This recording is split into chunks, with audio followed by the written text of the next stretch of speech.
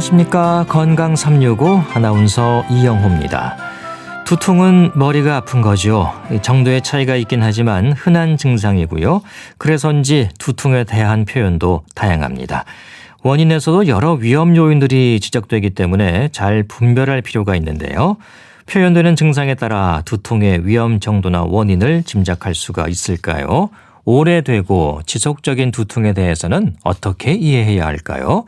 오늘은 두통의 위험, 또 두통과 함께 동반될 수 있는 증상들에 대해서 살펴보겠습니다. 건강 365 가제보의 I like Chopin으로 시작합니다. KBS 라디오 건강 365 함께하고 계십니다. 두통으로 힘들어하는 분들이 많습니다. 진통제로 견디기도 하는데요. 두통을 전조 증상으로 하는 중풍의 위험도 있지만 일상에서 반복되는 다양한 증상의 두통도 있어서 잘 분별할 필요가 있지 않을까 싶습니다. 경희대 한의대 침구과 김용석 교수에게 도움 말씀 듣겠습니다. 교수님 안녕하십니까? 네, 안녕하세요. 네, 이 머리가 아픈 두통 원인이 너무나도 다양하다고 들었습니다. 그렇죠. 이제 두통의 원인이 정말 다양하거든요. 예. 예를 들면 뭐 조금만 신경 쓰거나 긴장해도 머리가 아프잖아요. 또 잠 못 주무셔도 머리가 아프고, 또 어떤 분 소화 안 돼도 머리가 아프고, 피곤해 감기 걸려도 뭐 아픈 이런 현상들이 생기고, 또 심지어는 뭐 아이스크림 먹어도 두통이 생기는 그런 형태가 나타나니까 두통의 원인이 아마 뭐 현재까지는 뭐 300개 이상 이렇게 알려져 있기 때문에 예. 그 원인을 공부하다 보면 오히려 머리가 아플 정도가 되는 거죠. 네. 예. 직장인 10명 가운데 8명은 두통 때문에 업무에 지장을 받은 적이 있다. 이런 조사 결과도 있던데요. 두통, 뭐 말 그대로 일단 머리에 느껴지는 통증인 거죠. 그렇죠. 뭐 두통이라는 걸 한자로 이제 머리 두자에다가 아플 통자 쓰니까 머리가 아프다 이렇게 얘기할 수 있고요. 뭐 최근 조사에 말씀하신 대로 직장인 10명 중에 8명이 두통으로 그 업무에 지장을 줄 정도로 아주 불편하다 이렇게 얘기를 하는 경우가 상당히 많이 있지요. 네. 예, 뭐 습관적으로 아이고 머리야 이런 표현까지 쓸 정도니까요. 네, 네, 예, 굉장히 이제 흔한 증상으로 볼 수 있을 것 같습니다. 두통의 또 양상도 다양한 만큼 진료실에서 만나보면 이 표현하는 증상들도 조금씩은 다를 것 같습니다. 주로 어떤 표현들을 하시나요? 뭐 두통을 호소하는 분들에게 보면은 이제 부위가 어느 부위냐 그리고 통증의 양상이 어떠냐 이게 상당히 중요한 부분이거든요.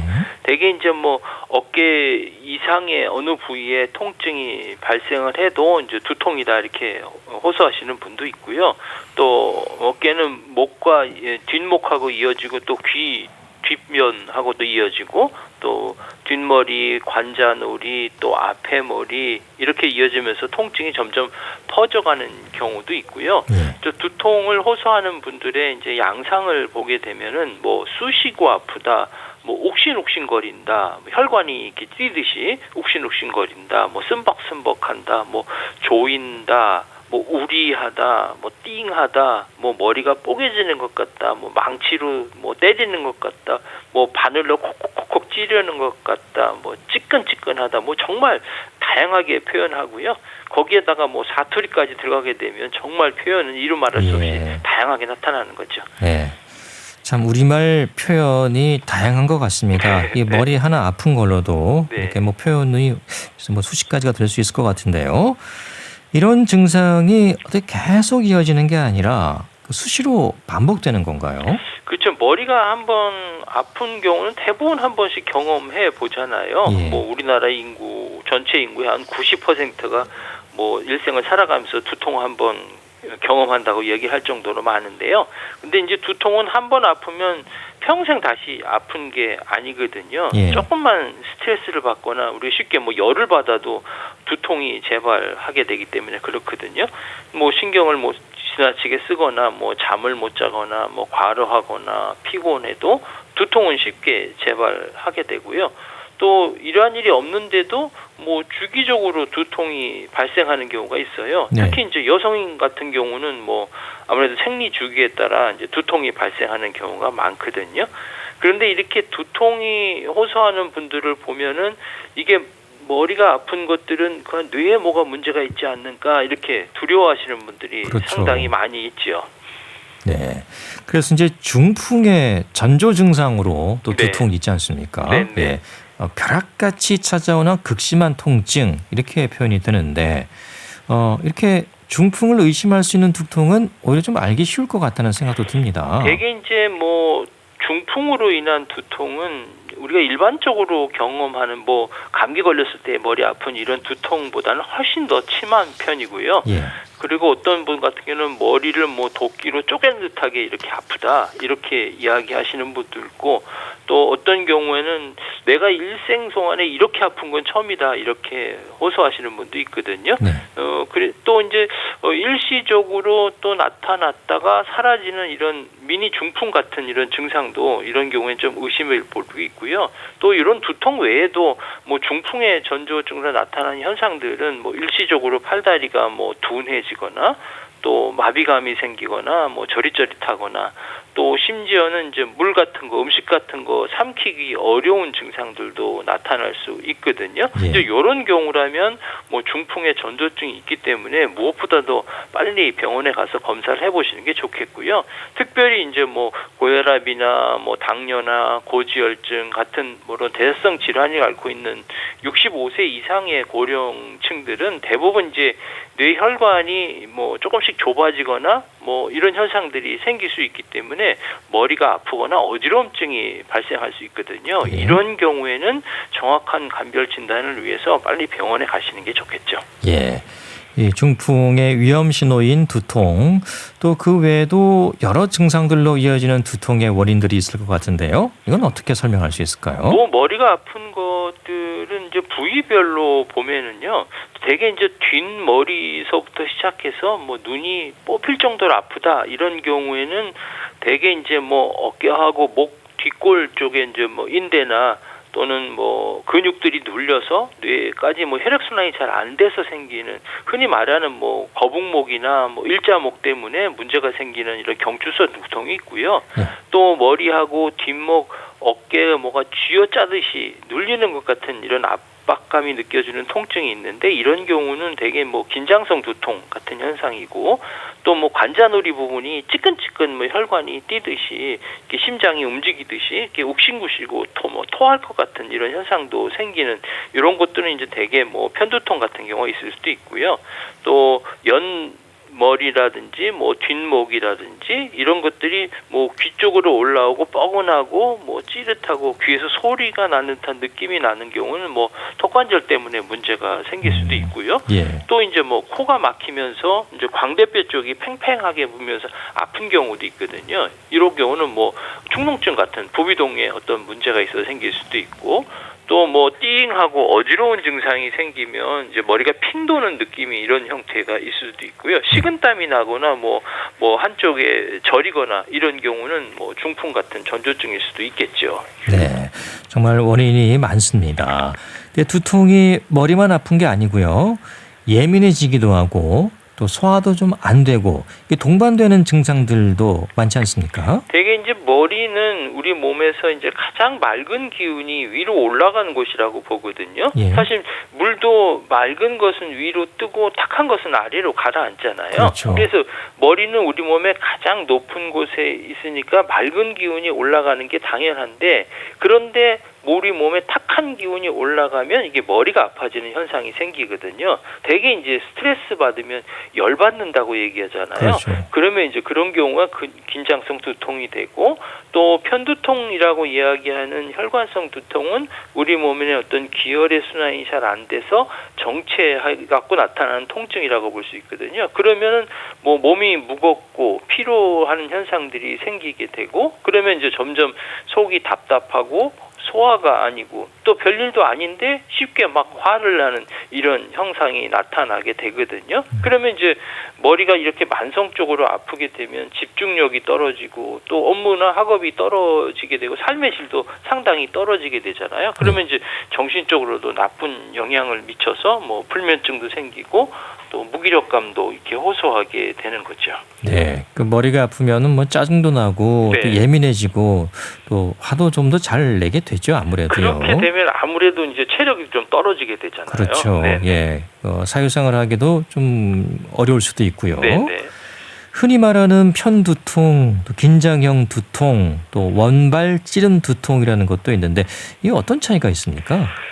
대개 이제 두통이라고 하면 1차성 두통, 2차성 두통 이렇게 나누거든요. 이제 원인을 찾을 수 있는 경우, 어떤 예를 들면 다른 어떤 질환에 의해서 생기는 경우를 2차성 두통이라고 하고요.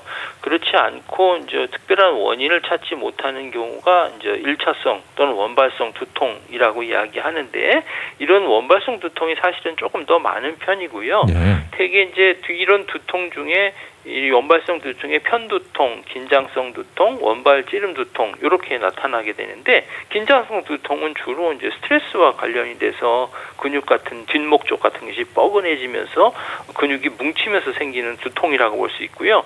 또 편두통은 대개 보면 이제 혈관성 두통이라고 해서 혈관이 움직이는 것처럼 욱신욱신거리며 이렇게 생기는 이런 통증이거든요. 그러니까 뇌혈관이 갑자기 과도하게 수축했다가 확장하면서 발생한다는 이런 학설이 가장 많이 알려져 있고요. 대개 뭐 유전적인 것도 있고, 아무래도 남성보다는 이런 경우는 여성들이 훨씬 더 많고요. 그리고 원발찌름 두통이라는 것은 그렇게 흔한 두통은 아닌데요. 대개 이제 바늘로 콕콕 찌르는 듯한 이런 두통이 주로 이제 관자놀이하고 뒤통수에 짧게 간단하게 한 수초 정도 이렇게 있다가 사라지게 되는 이런 형태를 말하는 거죠. 그런데 이제 통증 강도가 너무 심하니까 일상 생활에 아주 큰 지장을 줄 수가 있죠. 예. 그 중에 좀 가장 흔한 게 편두통이라고 봐야 될까요? 그렇죠. 편두통은 아주 흔한 그런 두통 중에 하나거든요. 예. 우리나라 이제 편두통 유발률이 한 6.5% 정도 되고요.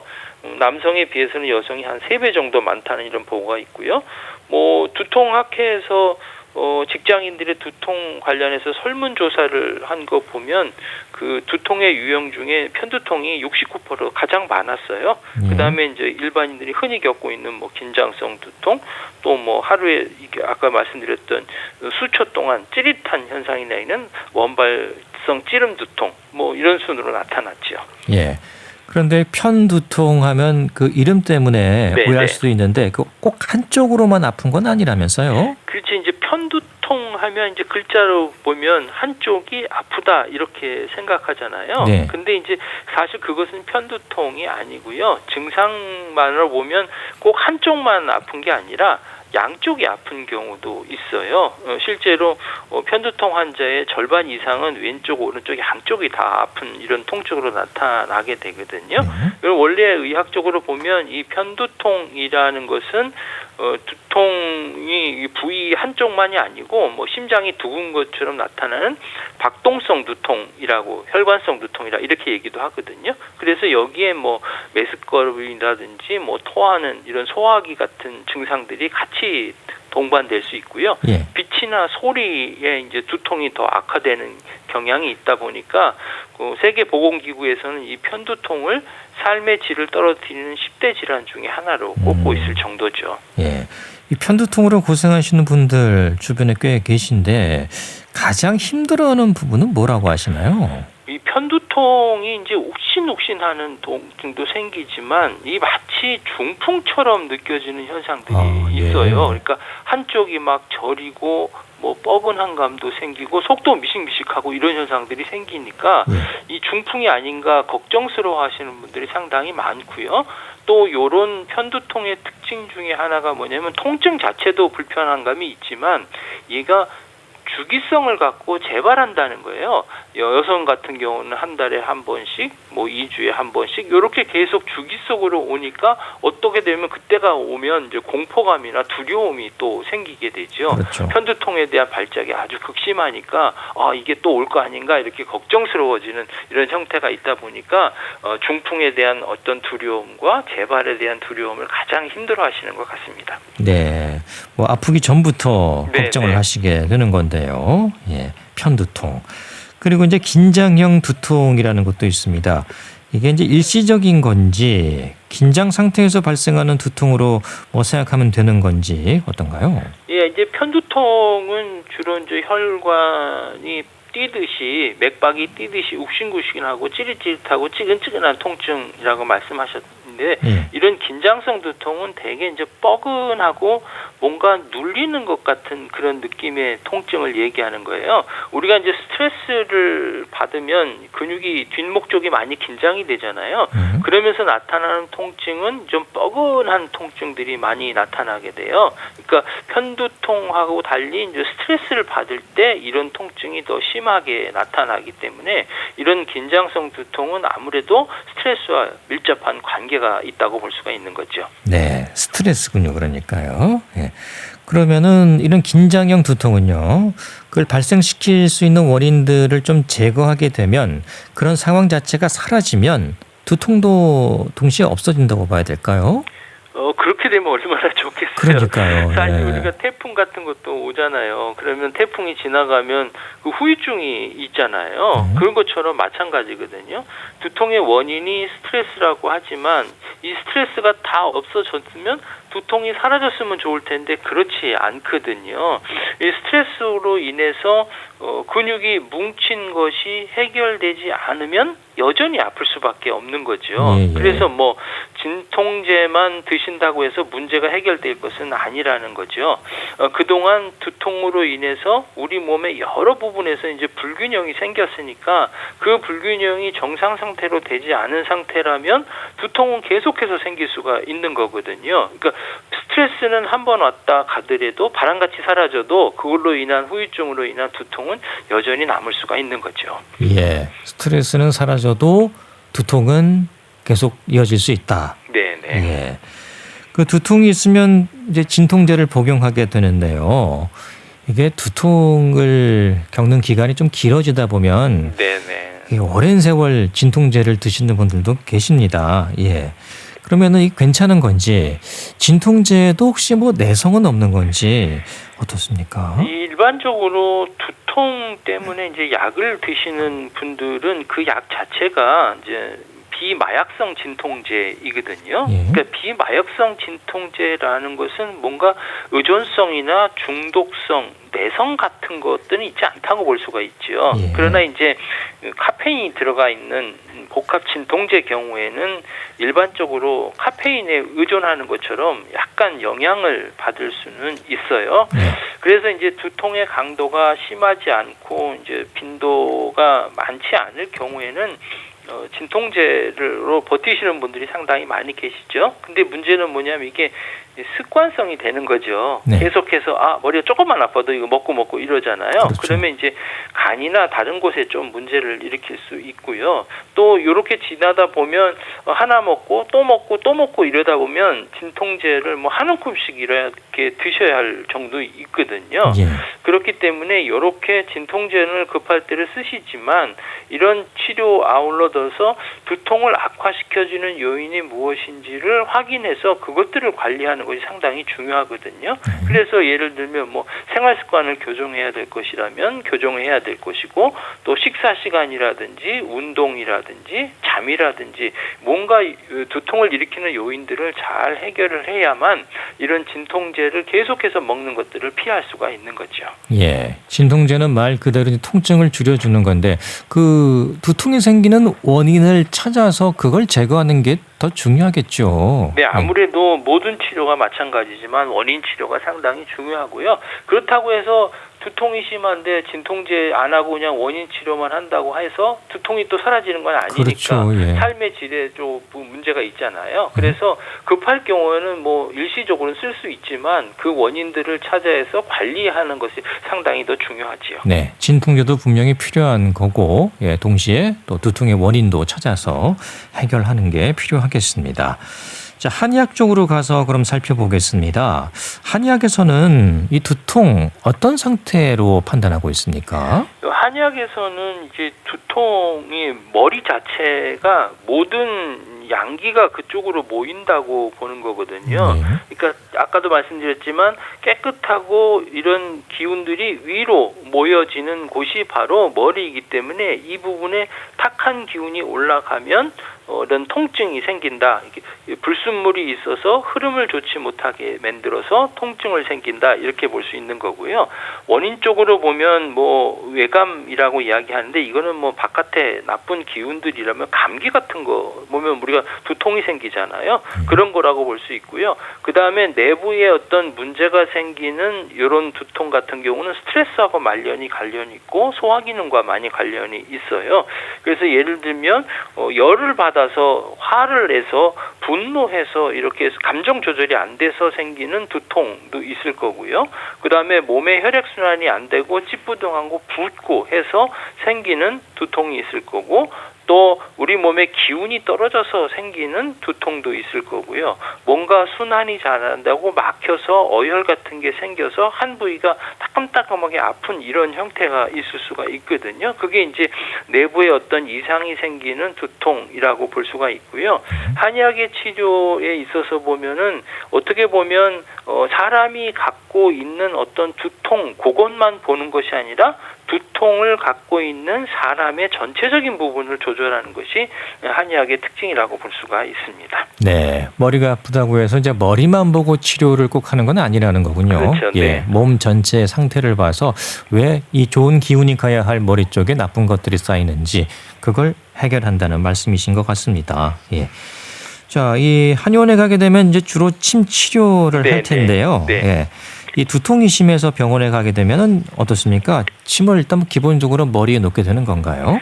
뭐 일침 이구 삼약이라 했듯이 한방 치료의 가장 기본적인 건 침이거든요. 예. 그래서 이제 특히 이제 편두통, 뭐 긴장성 두통 같은 경우는 근육에 뭉친 것들을 직접적으로 침 치료를 해서 근육에 뭉친 것들을 풀어주는 효과도 있고요. 또 편두통 같은 거는 이게 통증의 양상도 있지만 주기성을 갖고 있기 때문에 통증도 줄여주고 재발을 막는데도 침 치료가 좋은 효과를 볼 수가 있고요. 그래서 편두통에 침 치료하실 때는 꾸준하게 이제 치료하시는 게 좋겠고 미국 뭐 의사협회지 같은데 실린 편두통에 대한 침 치료 효과를 받으래도 발작하는 통증 발작 횟수를 줄여준다는 이런 보고도 있고 통증이 완화된다는 이런 보고도 있기 때문에 침 치료를 많이 권고하고 있고요.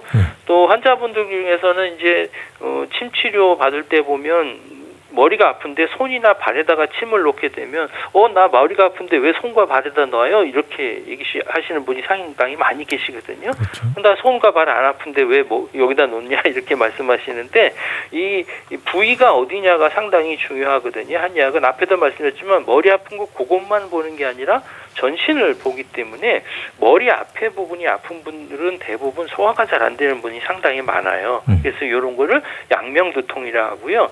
옆부분이 아픈 경우는 소양두통을 했는데 이런 부분들은 대개 이제 스트레스 잘 받는 분들, 이런 분들 많고요. 또 정수리가 아픈 부분은 거름두통, 뒷머리가 아픈 분들은 태양두통에서 그 부위에 경혈들을 놓은 것뿐만 아니라 그 경락과 관련돼 있는 조금 손과 발에 있는 부분들을 침 치료를 같이 하는 거거든요. 그걸 이제 원위치열이라고 하는데 이거 쉽게 예를 들면 우리가 멀리 있는 텔레비전 리모컨 갖고 움직이는 것처럼 마찬가지로 원격 조정하는 이런 혈자리가 손과 발에 있기 때문에 그쪽에다가도 침을 놓는 거죠. 예. 침 치료 기간은 어떻습니까? 이게 오랜 기간 자주 맞아도 되는 건지요? 침 치료는 뭐 아프면 매일같이 치료도 할 수 있겠지만 대부분 뭐 이틀이나 3일에 한 번씩 이렇게 치료를 하고요. 요거 계속해서 맞아도 뭐 약물처럼 뭐 습관성이나 내성은 존재하지 않고 또 우리 몸 안에 어떤 약물이 들어가는 게 아니고 물리적인 자극을 주기 때문에 상당히 안전한 치료가 될 수가 있겠죠. 그래서 꾸준하게 치료하셔도 아무런 문제는 없습니다. 예. 침 치료 외에는 어떤 치료가 또 있습니까? 한방 치료에는 일침, 이구, 삼약이라서 뜸 치료도 같이 하거든요. 이 뜸 치료는 이제 온열 자극을 주는 거니까 뭐 손발이 차거나 또 아랫배가 차거나 해서 혈액순환이 잘 안 되는 분들한테 열 자극을 주기 위해서 하거든요. 그다음에 목 뒤쪽에 근육이 많이 뭉쳐지는 분들은 이제 부항을 해서 경우에 따라서는 뭐 피를 뽑기 사혈요법도 쓰기도 하고요. 그다음에 아울러 아울러서 이제 본인의 자가 운동이 중요하기 때문에 뭐 스트레칭이라든지 지압 같은 것도 하게 되고 또 근육이 뭉쳐서 또 어깨나 목이나 이런 불균형이 생길 경우에는 이것들을 조정할 수 있는 추나 치료도 같이 하고요. 원인에 따라서는 약물 치료도 같이 병행을 하게 되는 거죠. 네. 또 지압 같은 방법도 있는 거고요. 그렇죠. 이제 지압은 손으로 이제 눌러주는 거잖아요. 우리가 아프면 손이 가게 돼 있잖아요. 그렇죠. 여기 예. 대개 보면 목 뒤쪽이라든지 관자놀이 있는 쪽이라든지 머리 꼭대기 부분들을 지압을 해서 꾹꾹 눌러주게 되면 혈액순환들이 좋아지고 근육 뭉쳐들이 풀어지니까 이런 현상들이 상당히 도움을 줄 수가 있죠. 네. 두통이 잦은 분들은 이렇게 좀 기록을 해두면 좋을 것 같아요. 두통의 원인을 찾는데. 그렇죠. 앞에도 말씀드렸지만 두통의 부위가 어느 부위냐, 그리고 두통의 양상이 예를 들면 뻐근하게 아프냐, 욱신거리가 아프냐, 뭐 주기가 있느냐, 그리고 아플 때 얼마나 아프냐, 그리고 그 아플 때 어떻게 하면 좀 아픈 것이 줄어들고 어떻게 하면 아픈 게 더 심해지느냐, 뭐 음식을 먹을 때라든지 스트레스라든지 외부 자극이 어떻게 해서 이게 악화되는지 또는 완화되는지를 알고 있으면 좋겠고요. 그리고 아울러서 수반되는 증상이 어떤 증상이 있는지, 소화가 안 되는지, 손발이 저린지 이런 형태까지도 자세히 기록해주면 의사가 진료하는데 상당히 도움을 줄 수가 있습니다. 네. 오늘 두통에 대한 도움 말씀 들었습니다. 고맙습니다. 감사합니다. 경희대 한의대 침구과 김용석 교수였습니다. KBS 라디오 건강 365 함께하고 계십니다. 월터 머피의 연주곡 A Fifth of Beethoven 듣고 계속 이어가겠습니다.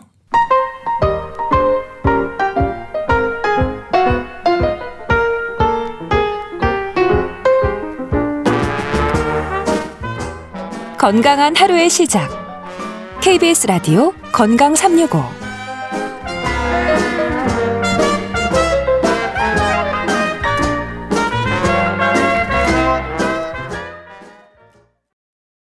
KBS 라디오 건강 365 함께하고 계십니다.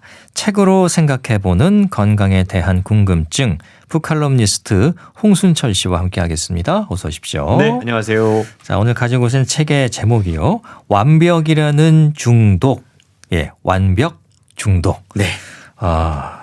제가 좀 읽어봐야 될 책이 아닐까 싶습니다. 제가 좀 그런 면이 조금 있어서. 예. 어떤 내용입니까? 예, 혹시 육각형 인간 이런 단어 들어보셨어요? 육각형 인간. 네. 들어는 봤는데 그게 뭐였더라? 뭐 그런 생각이 네. 드네요. 예. 이게 이제 매년 트렌드 코리아라고 하는 책이 출간되잖아요. 맞아요. 네, 트렌드 코리아 2024 그러니까 작년 이맘때쯤에 출간된 책에서 요즘 젊은 세대가 육각형 인간을 추구한다라고 해서 육각형은 외모, 학력, 자산, 직업, 집안, 성격 이 6가지가 하나도 빠짐이 없는 완벽한 사람을 일컬어 육각형 인간이라고 명명을 했어요. 예. 근데 이게 가능할까요? 좀 어렵죠. 힘듭니다. 예. 그래서 실제로 뭐 소셜 미디어나 온라인 상에서 육각형 인간 놀이라고 해서 이게 좌절의 표현이면서 동시에 일종의 놀이처럼 많이들 활용이 됐는데요. 예. 그러니까 어차피 이렇게 살 수 없다. 너무나 지나친 강박적인 완벽함은 문제가 있다. 이런 생각들을 하고 있다라는 거죠. 책은 완벽주의의 문제를 지적하고 있습니다. 완벽주의가 생각보다 부작용이 많다고 그래요. 우리가 살면서 완벽주의를 지향해야 된다라는 이야기 듣습니다. 그런데 우리의 삶이 결코 완벽할 수 없고 책은 완벽주의 시대에 우리가 놓치고 있는 것들을 살펴보고 있습니다. 특별히 이 완벽주의가 우리의 정신 건강에 미치는 악영향이 많이 있다라는 건데요. 예. 우리의 삶을 더욱더 풍요롭게 하려면 지킬 것은 무엇이고 버릴 것은 무엇인지 그 기준을 제시하고 있다라는 겁니다. 우리가 살고 있는 이 시대는 자연스럽게 완벽주의를 습득할 수밖에 없어요. 강요받습니다. 왜냐하면 광고판에서, TV에서, 소셜미디어에서 완벽한 라이프 스타일, 완벽한 몸매, 완벽한 커리어 이런 사람들이 넘쳐나거든요. 예. 그리고 그러다 보니까 가정에서도 아이들을 좀 완벽하게 양육하기 위해서 애를 쓰게 되고 일종의 공식 같은 것들이 만들어지고 직장에서도 성공하기 위한 뭐 비밀이라든가 공식 같은 것들이 만들어집니다.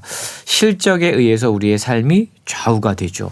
완벽하지 못하면 성공하기 힘들다. 행복하기 어렵다. 이런 생각들이 우리의 정신 세계를 지배하고 있다라는 건데요.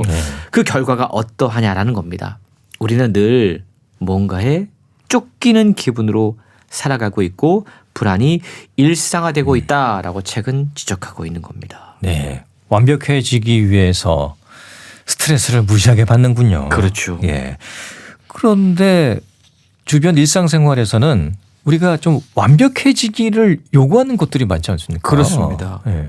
책이 바로 그런 부분을 지적하고 있는 건데요. 완벽하기 위해 애를 써야죠. 노력해야 되죠. 하지만 이것이 중독 단계까지 이르면 위험할 수 있다라는 건데 예. 이 책을 쓰신 분이 런던 정경대학교 심리학과 교수이면서 완벽주의에 대한 세계적인 전문가로 꼽히는 분이십니다. 토머스 커런이라는 분이신데 2018년에 테드 강연을 통해서 완벽주의에 대한 우리의 위험한 집착이 더 심해지고 있다라는 영상을 올려서 이름을 알렸어요.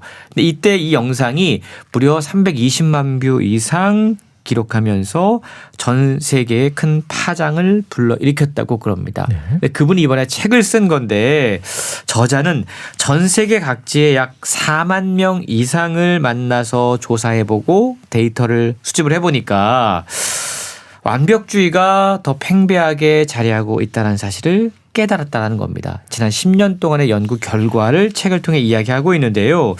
한계 없는 성장에 대한 욕심, 완벽주의에 대한 지나친 집착이 오늘날 유행병으로 자리 잡았다라고 설명하고 있어요. 그러면서 우리 스스로를 책찍질하고 옥죄는 이 문제를 어떻게 해결할 것인가 해결책을 함께 제시하고 있는데요. 끊임없이 더 많은 것을 원하고 더 완벽해져야 된다는 현대 사회의 압박에 맞서서 적당하게, 그러니까 퍼펙트하지 않지만 좋은 삶, 굿한 라이프를 위해서 무엇이 필요한지 어떻게 해야 되는지 책은 알려주고 있는 겁니다. 그렇군요. 책을 쓰신 토머스 커런.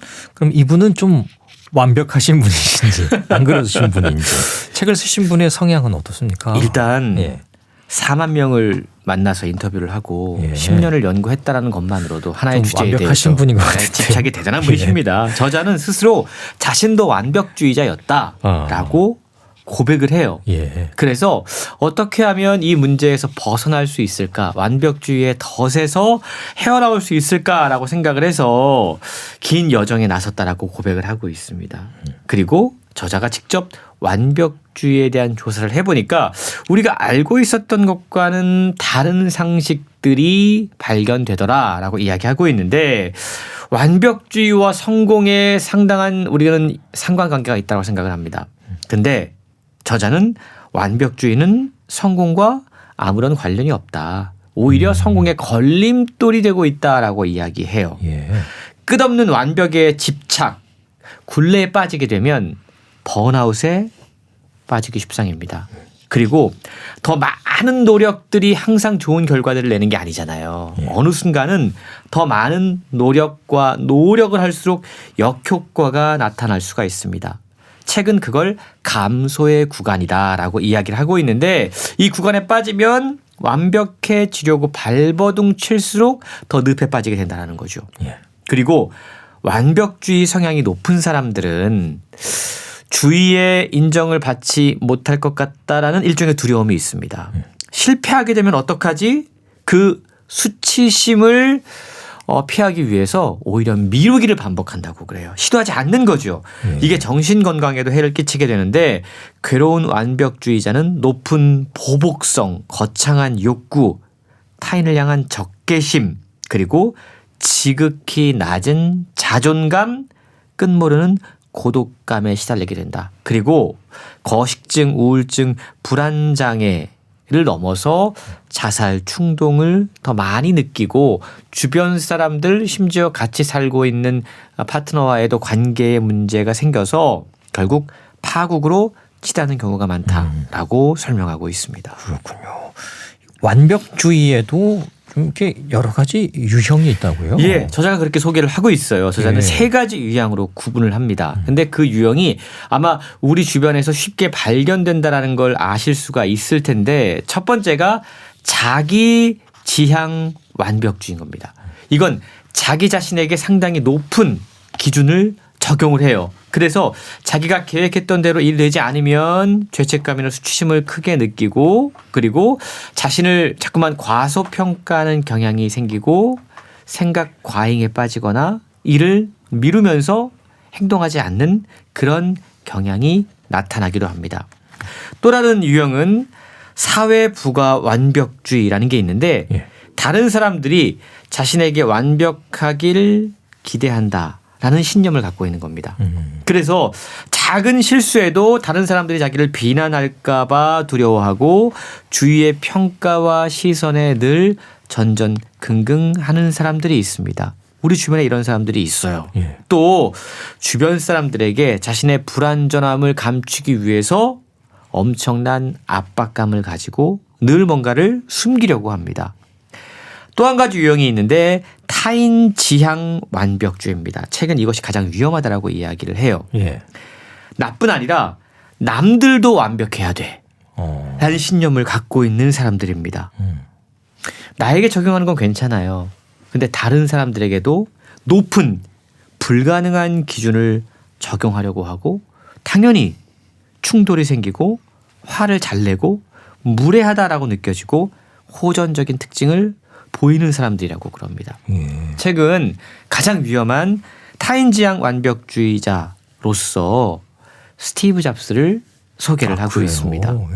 그에 대한 여러 가지 일화가 있죠. 그가 천재였던 건 분명하지만 예. 사실은 대인관계가 좋지 못하다라는 이야기들이 많이 들려왔습니다. 아하. 부하 직원들에게 소리를 지르기 일쑤였고요. 워낙에 높은 기준을 갖고 있으니까 예. 격분하는 성급한 관리자의 수준을 넘어서 정말 폭군의 유형을 갖고 있었다라고 이야기를 합니다.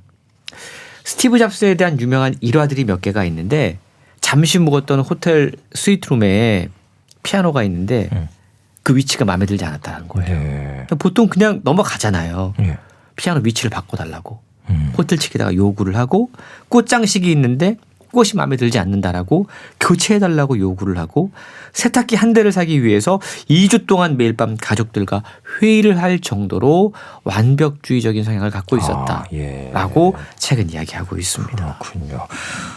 스티브 잡스가 대단한 인물이긴 하지만은 이 완벽주의자였고 타인을 대상으로 또 완벽주의였기 때문에 네. 좀 피곤한 측면이 있었다 이렇게 평가를 한 것 같습니다. 예. 왜 이렇게 사람들이 좀 완벽주의에 집착하는 걸까요? 그 이유를 알아야 돼요. 책은 생존자 편향 때문에 그렇다라고 설명합니다. 예.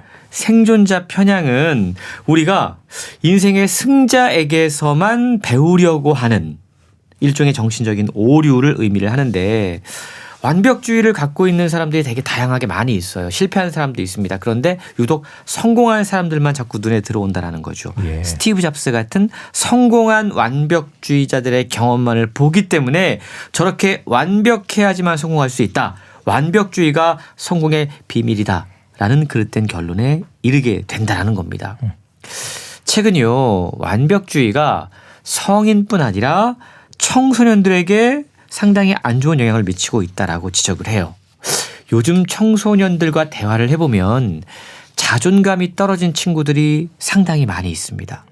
실제로 2021년에 영국에서 조사한 소셜미디어 연구 결과를 보면 인별그램 많이들 사용하지 않습니까? 예.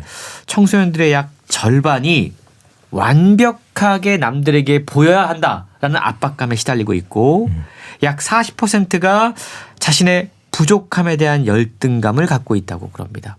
미국 청소년의 6%, 영국 청소년의 13%가 소셜미디어를 사용하면서 자살 충동을 느꼈다라고 답변을 했고요. 10대 여성 이용자의 3분의 1은 소셜미디어를 사용할수록 자신의 신체 이미지가 나빠지고 있는 걸 호소했다고 그래요. 어떤 청소년들이 자신을 사랑하는 법을 잘 모른다 이런 말 좀 씁쓸하게 느껴지기도 하고요. 그렇습니다. 이 정신 건강에 있어서 최근 수치심이 늘고 있다 이런 분석들이 나오고 있는데 그거 역시 앞서 이야기했던 완벽주의의 유형 가운데 사회 부가 완벽주의가 급증하고 있기 때문입니다. 사회가 우리에게 그렇게 주문하고 요구하고 있다라는 거죠. 그러다 보면 나는 충분하지 않아. 모두 내게 완벽하길 기대해. 이런 생각들을 하게 되거든요. 결국 자기 자신에 대한 불만으로 이어질 수밖에 없다라는 겁니다. 불안, 수치심을 유발하게 되죠. 예. 요즘 히키코모리 은둔자가 늘고 있다. 라는 소식들이 들려오고 있습니다. 최근 그거 역시 완벽주의와 관련이 있다라고 이야기해요. 예. 노력하다가 열심히 살다가 해도 안 되면 어느 순간 그냥 은둔해야지. 안 되는구나 라고 생각한다라는 거죠. 인터넷과 소셜미디어를 통해서 광범위하게 여러 가지 완벽주의의 영상들이 확산되고 있고 완벽한 이미지가 현대인들을 압박하고 있는데 이런 것들이 바로 자기 자신을 사랑하지 못하도록 하고 계속해서 부족한 것들만을 찾게 하고 질투와 시기심을 유발하고 있다라고 이야기합니다. 이게 완벽주의의 독성 그리고 중독인데요. 여기에서 벗어나는 길을 함께 모색해야 될 시점이다라고 책은 강조하고 있는 겁니다. 예. 책에서는 어떤 조언을 주고 있습니까? 일단 자기 자신을 사랑하라. 라는 게 가장 중요한 조언이고요. 예. 또 한 가지 조언은 자녀 양육에 있어서 다정한 양육이 필요하다라고 이야기합니다. 예. 애정 표현을 보류하지 않는 것, 무조건 사랑하는 것, 계속 사랑하는 것, 언제나 사랑하는 것 이렇게까지 표현을 하고 있는데요. 부모가 자녀를 사랑할 때 어떤 성과나 결과를 가지고 사랑한다라고 아이들이 느끼게 되면 자기가 완벽주의의 피해자가 되고 있다라고 느낄 수 있다라는 거예요. 그리고 자기 표현에 대한 걱정은 물론이고 주변 사람들로부터 자신의 불완전함을 감추기 위해서 압박감을 느낄 수 있다는 겁니다. 세상에 존재한다란 이유만으로 사랑과 애정을 받을 만한 가치가 있는 소중한 존재다라는 인식을 우리 스스로 하게 되면 회복 탄력성도 높아지고 설령 실패하더라도 다시 일어설 수 있다라는 건데요. 타인들이 나의 인생을 지배할 수 없도록 내가 나 자신을 믿고 스스로 결정함을 기를 수 있도록 하는 힘이 완벽주의의 해독으로부터 가능하다라고 저자는 설명하고 있습니다. 예. 중독 같은 완벽주의에서 좀 벗어나는 그런 걸 알 수 있는 책인 것 같습니다. 잘 들었습니다. 고맙습니다. 고맙습니다. 북칼럼니스트 홍순철 씨였습니다. KBS 라디오 건강 365 홍경민의 내 남은 사랑을 위해 들으면서 모두 마치겠습니다. 아나운서 이영호였습니다. 고맙습니다.